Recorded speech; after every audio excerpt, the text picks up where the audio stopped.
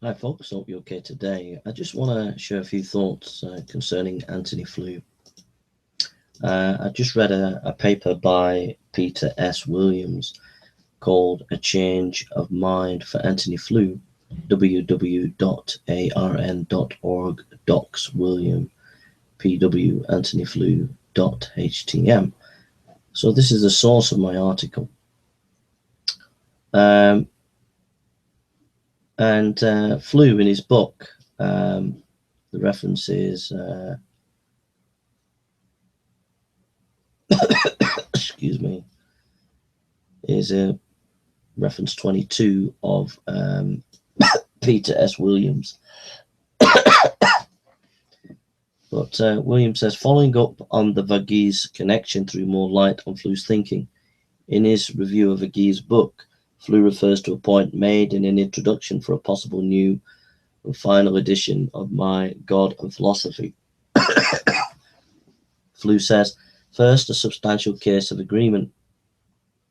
Richard Dawkins has famously asserted that natural selection, the blind automatic process which Darwin has discovered, we now know is the explanation for the existence of an apparently purposeful form of life. Against that claim, I pointed out, after quoting a significant sentence from the 14th and final chapter of The Origin of Species, that one place where, until a satisfactory naturalistic explanation has been developed, there would appear to be room for an argument to design is at the first emergence of living from non-living matter.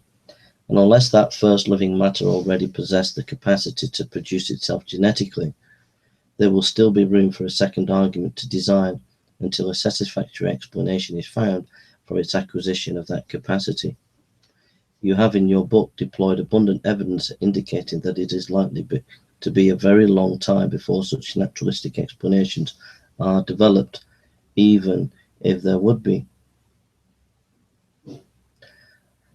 He goes on, our disagreement begins with any shift from the God of natural theology to the God of revelation.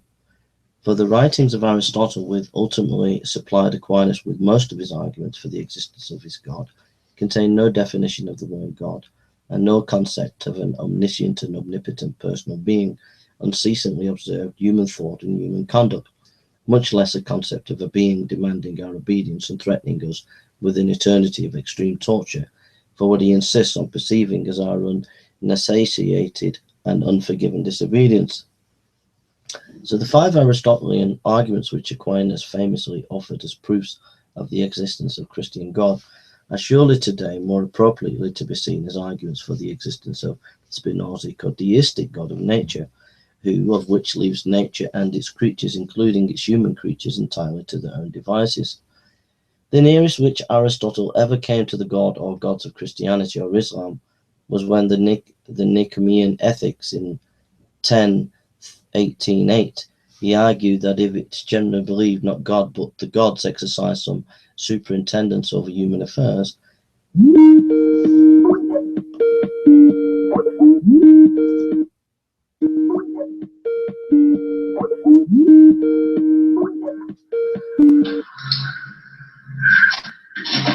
Hiya, Mark. Hiya, Jay. You're all right? Yeah. I'm just live on YouTube doing Antony Flew. All right. Do you want me to call you back? No, it'll only be a couple of minutes. You can all right, I'll listen in. Go on then. I'll listen in. You can just chip in. How you doing? You okay? I'm good, yeah. Good. I've tried to contact you. I think yesterday or today. I don't know. To see if you're okay. Yeah. I've just talking about Antony Flew. All right. And he changed from being an atheist to a deist because he looked at the origin of life and thought that there couldn't be any naturalistic explanation, that the complexity of DNA produce could have only come from some kind of God. But he didn't believe that. He believed that God existed, but he didn't think it was a Christian God. He didn't think this God was good, but he couldn't deny that DNA was showing information, and this information implied a mind giver. So I'm just going to play a little interview that he had for a few minutes, and then you can tell us what you think. Oh, go on then.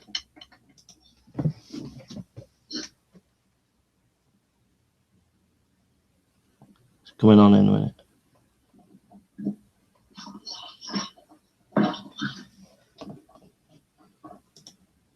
It's good to see you anyway, bro. Good to see you, Jeff. And yeah, the integrated complexity argument. now, when you talk about the integrated complexity, Yeah. is it the unlikelihood of that developing naturalistically, the first complex integrated biological system? Is that where the problem you saw?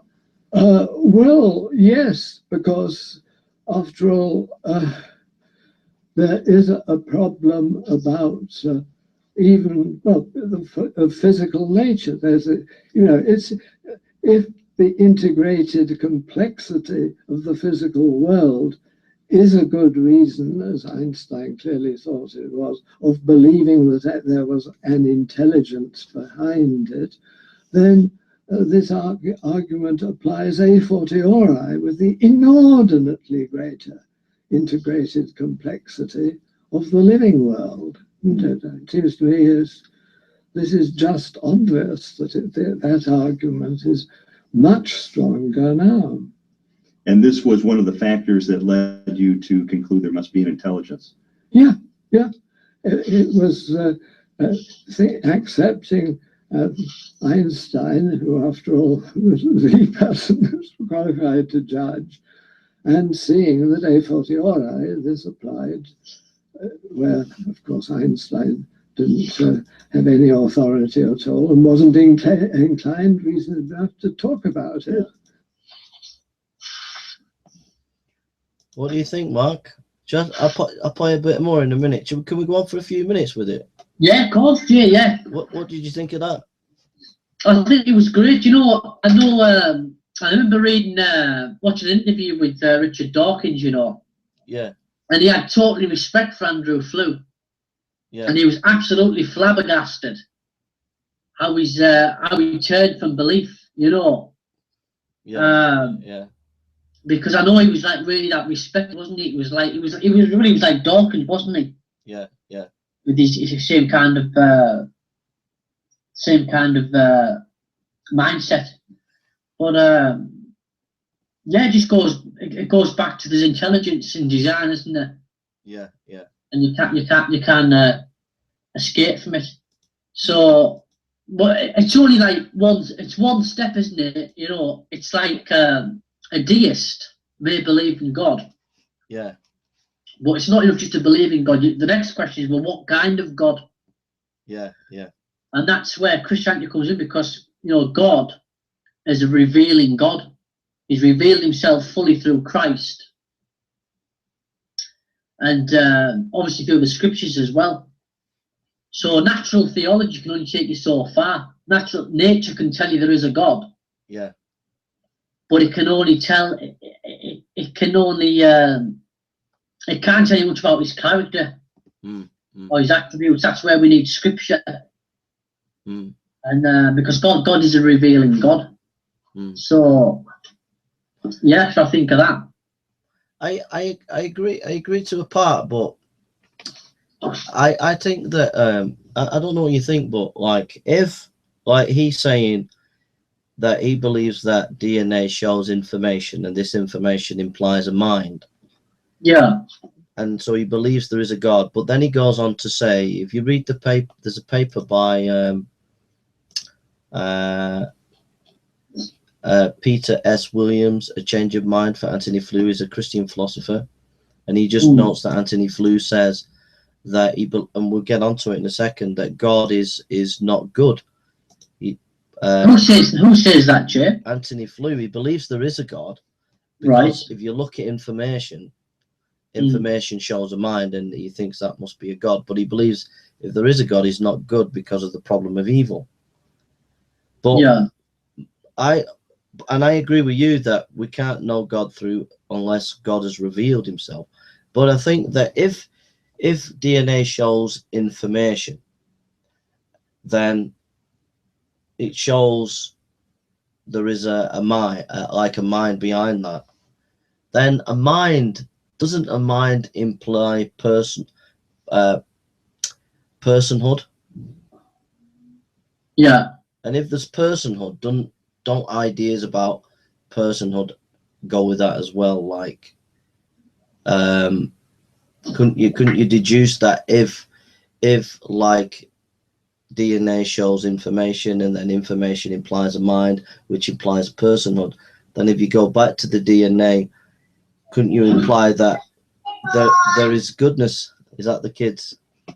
Yeah. That Keep going, Jay. that there is goodness within that structure, and that implies a good God.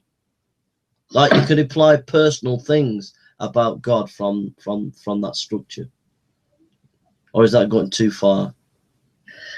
Do you know what? I'm reading this book here, you know, that's why I phoned you up. It's by C.W.R. You know, do you remember Selwyn User wrote Every Day for Jesus? Yeah. Well, it's a book on there, how they do counselling and stuff, you know. Yeah. And he talked about the image of God. And he basically said, he's talking about he basically talks about beliefs, worldviews, right? Yeah. And he says your worldview, your belief shapes your behavior. Wow. Yeah. Right? So he's talking about the mind, in our minds, right? Yeah. People have an image of God in their minds. And